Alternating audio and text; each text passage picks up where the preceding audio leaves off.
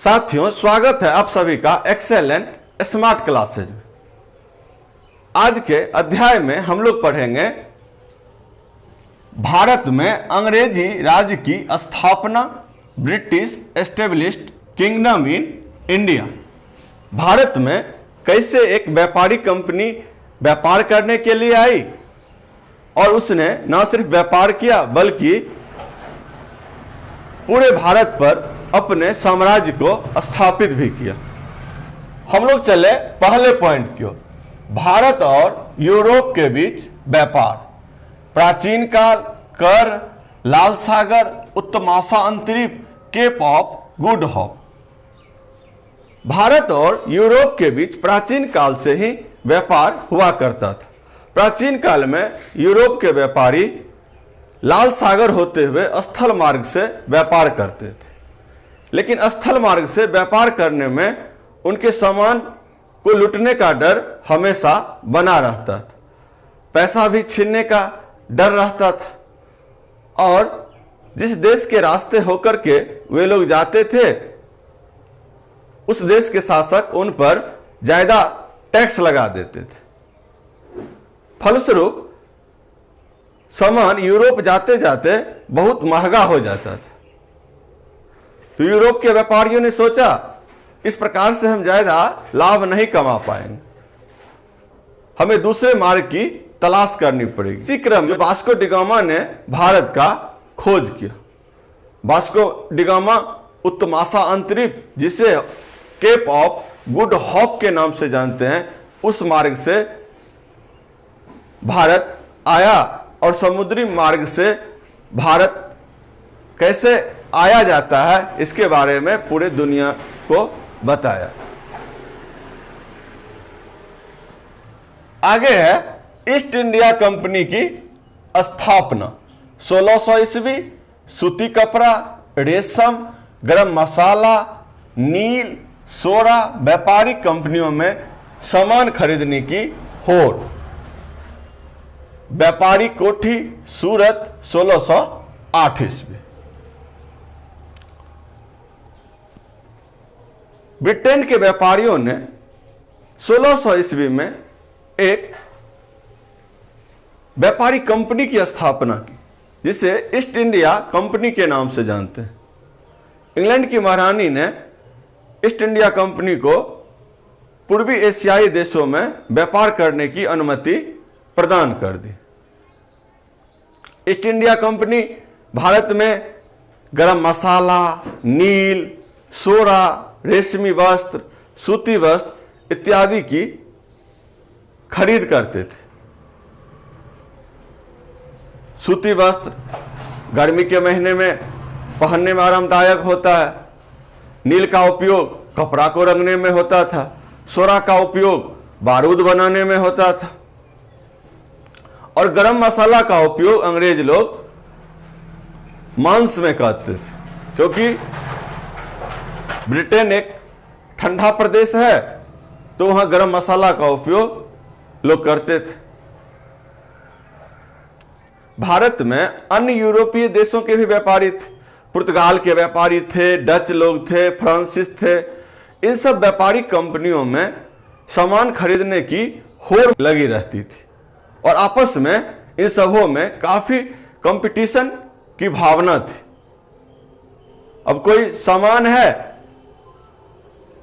और 5 रुपया का ये सामान है तो इसको कोई कंपनी 6 रुपया देती थी, कोई बोलती थी नहीं इस सामान के बदले हम 10 रुपया तुमको दे रहे हैं।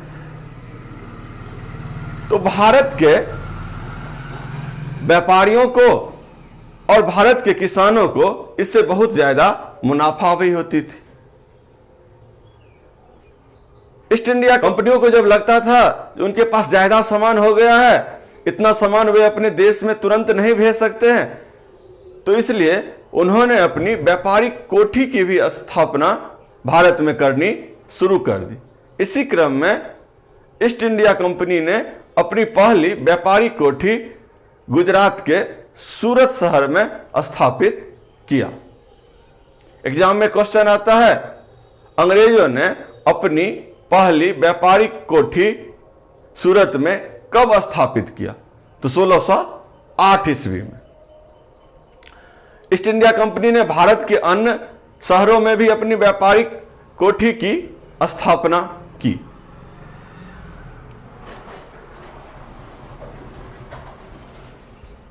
नेक्स्ट है वाणिज्यवाद, लाभ कमाने के उद्देश्य से गतिविधि।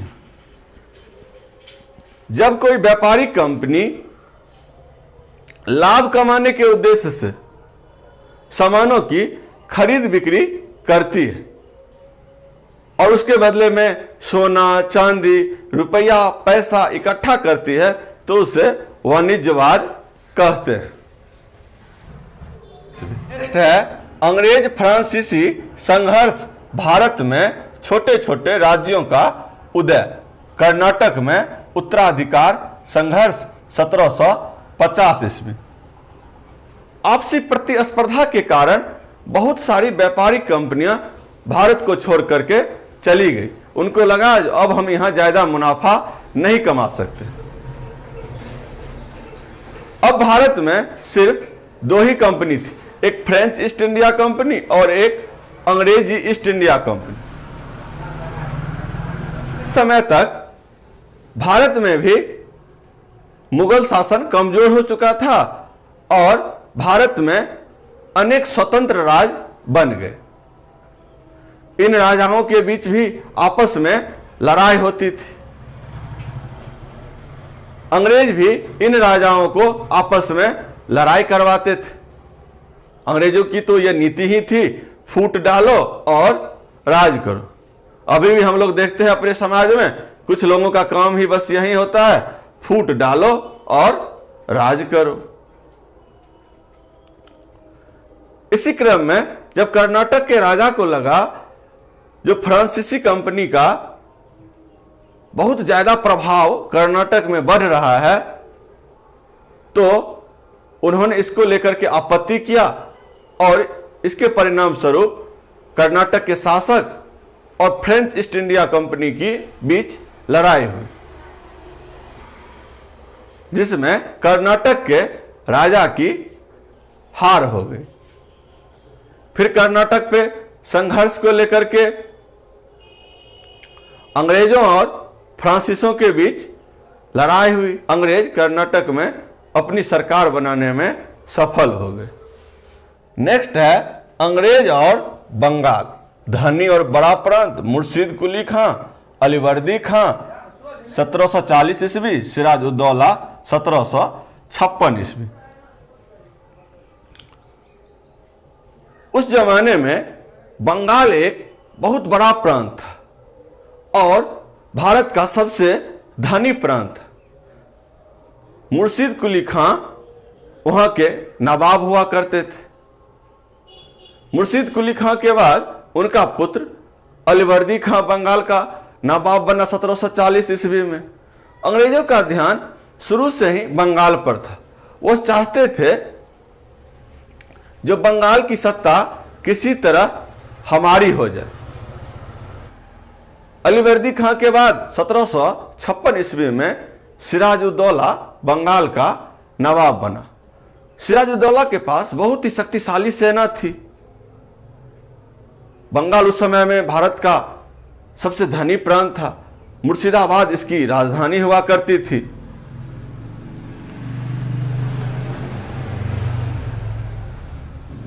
वह उदार प्रवृत्ति का भी व्यक्ति था।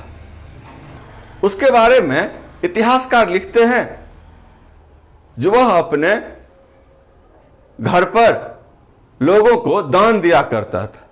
लोगों को लौकी, कटहल, बड़े बड़े फल वह दान में दिया करता था। लोग जब उस फल को काटते थे तो उसमें से सोने, हीरे, जवाहरात इत्यादि निकलते थे। सिराज उद्दौला के बारे में कहा जाता था जो न दे मौला वह दे सिराज उद्दौला। बहुत ही उदार प्रवृत्ति का व्यक्ति था सिराज उद्दौला। नेक्स्ट है बंगाल पर व्यापार से शासन तक।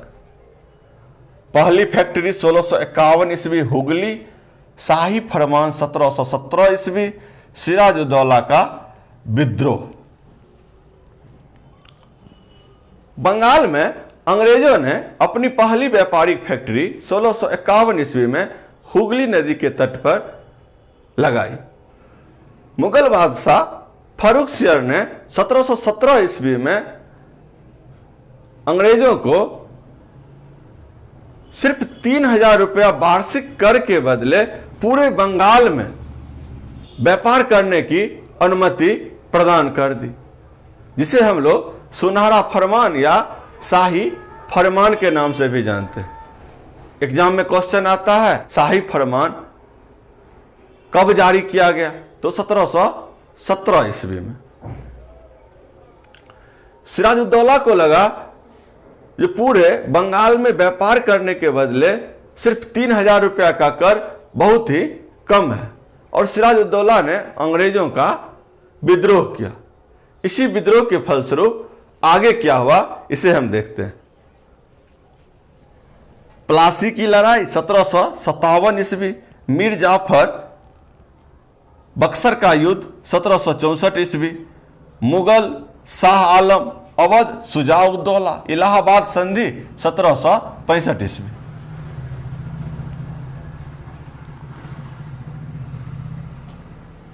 सिराजुद्दौला के विरोध करने के पश्चात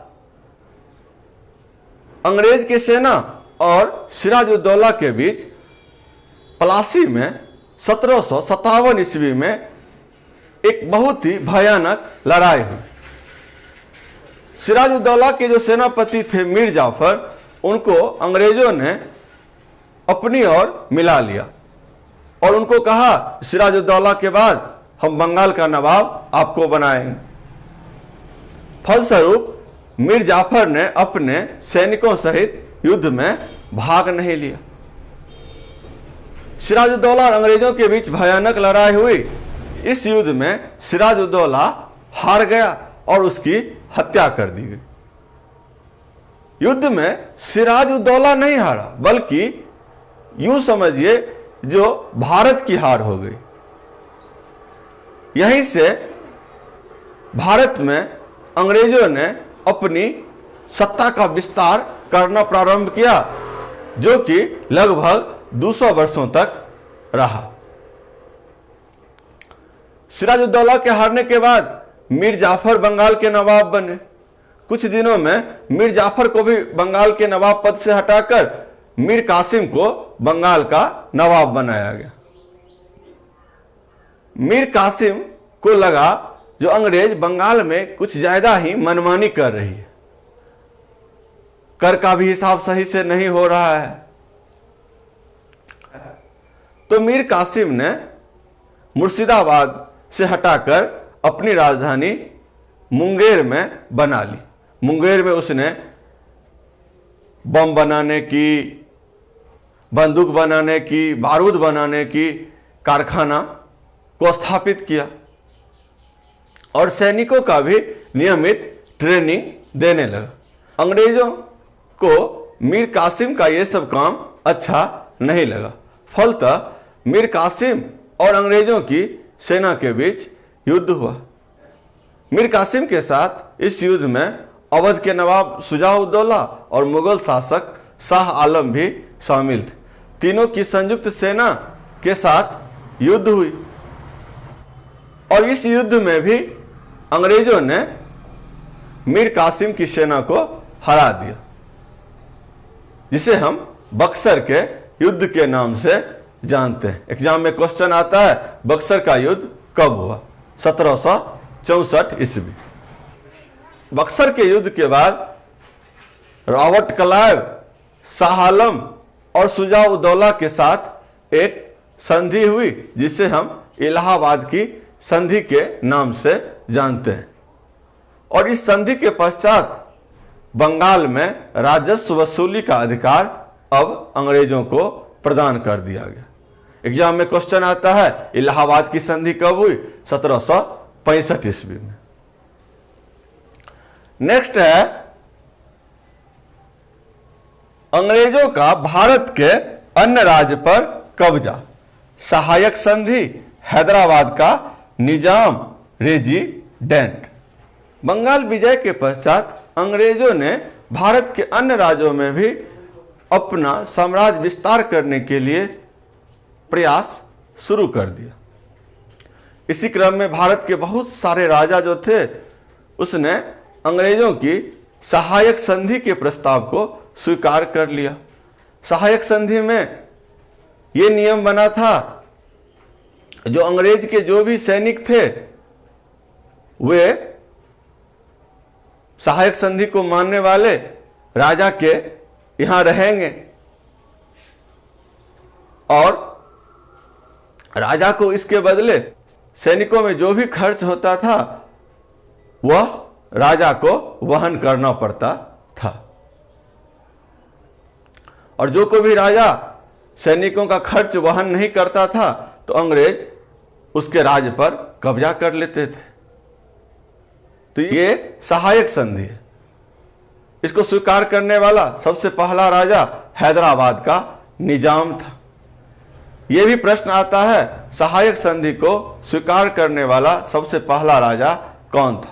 हैदराबाद का निजाम। कंपनी ने इसके साथ साथ उस राज्य में अपना एक रेजिडेंट भी नियुक्त किया। उस राज्य में होने वाली हर गतिविधियों का ध्यान रखता था। उस राज्य में अगला राजा कौन बनेगा, उस राज्य में विकास का काम कैसे होगा, यह सब तय रेजिडेंट ही करता था। नेक्स्ट है दक्षिण भारत का मैसूर राज टीपू सुल्तान 1799 ईस्वी, श्रीरंगपट्टनम अंग्रेज और मराठा 1817 से 19 ईस्वी, पंजाब पर नियंत्रण 1849 ईस्वी। दक्षिण भारत का एक राज जिसे उस जमाने में मैसूर के नाम से जानते थे, आज जिसे हम कर्नाटक के नाम से जानते हैं, वहां एक राजा हुआ करता था टीपू सुल्तान। टीपू सुल्तान के बारे में कहा जाता है, एक बार वह अपने दोस्त के साथ जंगल गया और जंगल में उसकी लड़ाई शेर के साथ हुई तो शेर को टीपू सुल्तान ने हरा दिया। उस दिन से उसे शेर मैसूर भी कहा जाता है। तो टीपू सुल्तान और अंग्रेजों के बीच 1799 ईस्वी में श्रीरंगपट्टनम में एक लड़ाई हुई जिसमें टीपू सुल्तान हार गए। आगे चलकर के अंग्रेजों और मराठा के बीच भी लड़ाई हुई। 1817 से लेकर के 1819 ईस्वी तक यह लड़ाई चली। मराठा भी अंग्रेजों से हार गए। पंजाब में राजा रणजीत सिंह के मरने के बाद अंग्रेजों ने पंजाब को भी अपने नियंत्रण में ले लिया। नेक्स्ट है अंग्रेजों की विलय नीति। इस नीति के अनुसार जिस किसी भी राजा को पुत्र नहीं होता था उस राज्य पर अंग्रेजों का कब्जा हो जाता था। विलय नीति के अंतर्गत अंग्रेजों ने संबलपुर, सतारा, उदयपुर, नागपुर, झांसी इत्यादि राज्यों पर अपना नियंत्रण स्थापित कर लिया। आगे है कंपनी हुकूमत की स्थापना। 1856 ईस्वी तक संपूर्ण भारत पर नियंत्रण, आधुनिक तोप, बंदूकें, सैनिकों का ट्रेनिंग। इस प्रकार से 1856 ईस्वी आते आते अंग्रेजों ने पूरे भारत पर नियंत्रण कर लिया। पूरे भारत के सभी राज्य उसके अधीन हो गए। अंग्रेज अपने सैनिकों को नियमित ट्रेनिंग देता था, नियमित वेतन की सुविधा देता था, उनको अत्याधुनिक हथियार भी देता था। इस प्रकार अंग्रेजों ने अपने साम्राज्य को पूरे भारत में फैला दिया। नेक्स्ट है अपना लाभ सर्वोपरि। कपड़ा और दूसरा सामान भारत में बेचना, किसानों से फसल, नील, पटसन, चाय, गन्ना उगवाकर दूसरे देश में बेचना, किसानों से ज्यादा लगन वसूलना, कारीगरों से कम कीमत पर सामान खरीदना। जैसा कि हम लोग जानते हैं, जो अंग्रेज पहले भारत से सूती कपड़ा खरीदते थे और अपने देश में बेचते थे, लेकिन अब अंग्रेज क्या करता है, जो भारत से कपास खरीदता है। और औद्योगिक क्रांति के बाद जब इंग्लैंड में 18वीं सदी में कपड़ा फैक्ट्री की स्थापना हो गई तो भारत से वह कपास खरीदकर अपने देश में सामान बनाकर फिर भारत के लोगों को बेचने लगा। भारत के किसानों को वो जबरदस्ती चाय की खेती, नील की खेती, गन्ना की खेती इत्यादि करने को कहता था और उसे फिर ले जाकर दूसरे देशों में बेच देता था। किसानों पर लगान का भी अतिरिक्त भार दे दिया, जिसके बारे में हम लोग अध्याय 3 में पढ़ेंगे। कुशल कारीगर जो थे उनको उचित पारिश्रमिक नहीं देता था और उनका सामान जो है कम कीमत पर खरीद लेता था। तो आज के अध्याय में हम लोगों ने पढ़ा भारत और यूरोप के बीच व्यापार, ईस्ट इंडिया कंपनी की स्थापना, अंग्रेज फ्रांसीसी संघर्ष, अंग्रेज और बंगाल पर व्यापार से शासन तक, अंग्रेजों का भारत के अन्य राज्यों पर कब्जा, अंग्रेजों की विलय नीति, कंपनी हुकूमत की स्थापना, अपना लाभ सर्वोपरि। आपको यदि ये वीडियो अच्छा लगा हो तो इसे लाइक और शेयर जरूर कीजिएगा। धन्यवाद।